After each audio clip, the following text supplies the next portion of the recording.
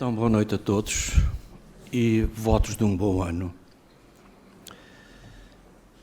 Seguindo os nossos estudos sobre o livro de Jesus no Lar, como vemos aqui, é uma psicografia de Chico Xavier, pelo Espírito Ney Lúcio, e chegamos então ao capítulo 36, o problema difícil. Neste capítulo, Jesus, mais uma vez, de forma simples e clara, traz ensinamentos edificantes para a nossa jornada terrena. E refletindo sobre estas lições, vamos percebendo que estamos aqui na Terra para, com essas mesmas lições, aprendermos a desenvolver as inúmeras potencialidades que nós trazemos, às vezes até sem saber e sem conhecer, e, acima de tudo, aperfeiçoarmos as nossas atitudes, os nossos comportamentos, porque, para além da ciência e da religião, a nossa doutrina também, uma ciência e religião, é também uma filosofia, digamos, uma filosofia de vida. E começa então assim o capítulo 36. Entre os comentários da noite, um dos companheiros mostrou-se interessado em conhecer a questão mais difícil de resolver nos serviços referentes à procura da luz divina. Em que setor da luta espiritual se colocaria o mais complicado problema? Depois de assinalar várias considerações acerca do assunto, o mestre fixou no semblante uma atitude profundamente compreensiva e contou. Um grande sábio possuía 3 filhos jovens, inteligentes e consagrados à sabedoria. Em certa manhã, eles altercavam a propósito do obstáculo mais difícil de vencer no grande caminho da vida. No auge da discussão, prevendo talvez consequências desagradáveis, o genitor benevolamente chamou-os a si e confiou-lhes uma tarefa. E iriam os 3 ao palácio do príncipe governante, conduzindo algumas dádivas que muito lhes honraria o espírito de cordialidade e gentileza. O primeiro seria o portador de um rico vaso de argila preciosa. O segundo levaria uma corça rara. O terceiro transportaria um bolo primorosamente feito da família. O trio fraterno recebeu a missão com entusiástica promessa de serviço para que a pequena viagem de 3 milhas, no entanto, no meio do caminho, principiaram a discutir. O depositário do vaso não concordou com a maneira pela qual o irmão puxava a corça delicada. E o responsável pelo animal dava instruções ao carregador do bolo a fim de que não tropeçasse, perdendo o manjar. Este último aconselhava o portador do vaso valioso para que não caísse. O pequeno séquito seguia a estrada fora dificilmente, porquanto cada viajante permanecia atento a obrigações que diziam respeito aos outros, com observações acaloradas e incessantes. Em dado momento, o irmão que conduzia o animalzinho olvida a própria tarefa a fim de consertar a posição da peça de argila nos braços do companheiro, e o vaso, premido pelas inquietações de ambos, escorrega de súbito para espatifar-se no cascalho poeirento. Com o choque, o distraído orientador da corça perde o governo do animal, que foge espantado, abrigando-se em floresta próxima. O carregador do bolo avança para sustar-lhe a fuga, internando-se no mato dentro, e o conteúdo da bandeja prateada perde-se totalmente no chão. Desapontados e irritadiços, os 3 rapazes tomam a presença paterna, apresentando cada qual a sua queixa e cada qual a sua derrota. O sábio, porém, sorriu e explicou-lhes: aproveitem o ensinamento da estrada. Se cada um de vocês estivesse vigilante na própria tarefa, não colheriam as sombras do fracasso. O mais intrincado problema do mundo, meus filhos, é o de cada homem cuidar do próprio negócio, sem intrometer-se nas atividades alheias. Enquanto cogitamos de responsabilidades que competem aos outros, as nossas viverão esquecidas. Jesus calou-se pensativo e uma prece de amor e reconhecimento completou a lição. Bom, sobre isto eu pensei o seguinte, já que estou há muito tempo, há algum tempo, posso dizer a esta Assembleia que sou um espírita em construção. Sinto-me que ainda sei muito pouco e que por muito que a gente ouça aqui, fica na nossa ideia, mas temos às vezes alguma dificuldade, embora conheçamos a música, não praticamos a letra. Sabemos as coisas de cor, mas falta a prática, meter a mão na massa. E não é por qualquer motivo que este tema veio a mim. Eu provavelmente serei uma das pessoas provavelmente mais que deverei ouvir mais esta lição. Portanto, podemos dizer que não sou eu, como todos aqui nesta sala, seremos os primeiros destinatários desta mensagem. Eu sinto-me, de facto, até visado nesta lição. Contudo, é frequente, muito frequente, ver este tipo de comportamento na nossa sociedade. Reconhecendo eu, e acima de tudo os meus erros e defeitos que eu tenho, e que todos nós temos, ao fim e ao cabo, reconheço que eu tenho apreciado na sociedade, e já aqui ando há algum tempito, não muito, mas ando há algum tempito, e ver situações deste género no nosso dia-a-dia. Pessoas que se atropelam uns aos outros, no sentido de chegar mais à frente, primeiro, e saber conduzir os outros, e às vezes, infelizmente, não se sabe conduzir a si próprio. Portanto, tanto na minha vida, a todos os níveis da minha vida pessoal, familiar ou profissional, situações como estas vou encontrando aqui além e depois cheio, como todos nós também podemos ser testemunhas, cheio de pessoas moralistas, justiceiros, ou simplesmente às vezes pessoas atrevidas que se põem que se metem na vida dos outros e interferem, pensando serem talvez os donos da verdade, ou por ter excesso de conhecimento, ou de autoridade. Enfim, eu vou, pelo menos, observando isto, e com certeza esta lição veio para eu também me observar a mim próprio.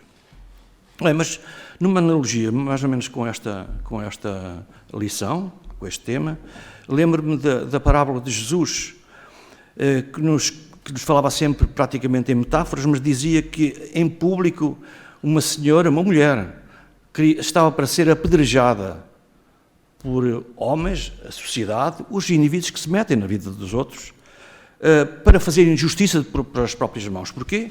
Porque ela não tinha um comportamento, não tinha uma atividade no seu cotidiano que eles não gostavam muito. E porque não gostavam, então, a forma de nós tratarmos isso é à paulada, à cacetada. Perdoem-me estas expressões. Jesus, perante esta população que estava lá naquele meio lulante, agressiva, não é? Muito sabiamente, e apelando à consciência de cada um, apenas disse: quem for capaz, ou melhor, quem nunca errou, que atire a primeira pedra. Isto, obviamente, que pessoas de consciência leva-as a pensar, a analisar, fazer um exercício de introspeção, de análise interior, que é aquilo que também nós, muitas vezes, deveríamos fazer. Isto também se aplica, ou melhor, aplica-se essencialmente a quando um de nós, todos nós que estamos aqui na sala, às vezes somos infelizes a dizer as coisas. Mas mesmo assim, após esta introspeção, ainda há alguns que persistem naquela vontade de fazer justiça. No atrevimento, talvez, orgulhosamente ou com alguma vaidade, sabendo-se ter alguma autoridade na situação que está a ocorrer. E quantas vezes, e eu falo por mim novamente, quantas vezes nós vestimos esta veste de juízes, de autoridade, e aplicamos uma sentença logo ali. Avançamos com o julgamento. Quantas vezes? ouvindo até, às vezes, aquilo que maldosamente nos é comunicado, sem sequer, às vezes, ouvirmos outra parte. Fazemos logo o juízo de valor. Se estou a dizer mal, sim, senhor. E nós corroboramos. E quem somos nós? Quem somos nós para fazer esta coisa, este julgamento? Que autoridade temos para julgar este, aquele, outro? Que autoridade temos nós? Como se dizia na parábola lá atrás, alguém é capaz de atirar a primeira pedra? Será? Eu não sou capaz. E nós estamos aqui todos os dias a aprender, a ouvir, a interiorizar e a tentar, como dizia há pouco também, tentar pôr em prática estes ensinamentos. Mesmo estas palavras, estas parábolas. E mesmo assim, humanamente, caímos facilmente na tentação de atirar a pedra irresponsavelmente ou apenas maldosamente. E estas atitudes, e esta pedra é figurada, ferem muitas outras pessoas. Eu também já fui vítima disso e sei avaliar. Mesmo nós que estamos aqui, nesta sala, como disse há pouco. E relativamente a esta situação, basta focarmos naquelas palavras que estão presentes no Livro dos Espíritos, a questão 919, acerca do conhecimento de si próprio. Um sábio, na antiguidade, vos disse, conhece-te a ti próprio. E é assim, exatamente, conhecendo-nos a nós próprios, que nós podemos às vezes avaliar se estamos a agir bem ou a agir mal. Porque nós, em nossa consciência, sabemos a atitude que tomamos. Nós temos, cada um de nós, tem o seu tribunal, que o acusa ou não das atitudes que toma em determinada situação. Assim, após uma necessária reflexão interior e com toda a justiça e serenidade, e perante a realidade que nos encontramos, o que é que vemos? Certamente, em relação a nós, vemos muitas pedras, muitas críticas, muitas condenações, a que estamos a ser sujeitos, umas vezes devidamente e outras vezes indevidamente por terceiros. E o mundo continua a girar, todos os dias. Mas alguém tem de ser diferente para parar um pouco esta roda, como fez Jesus.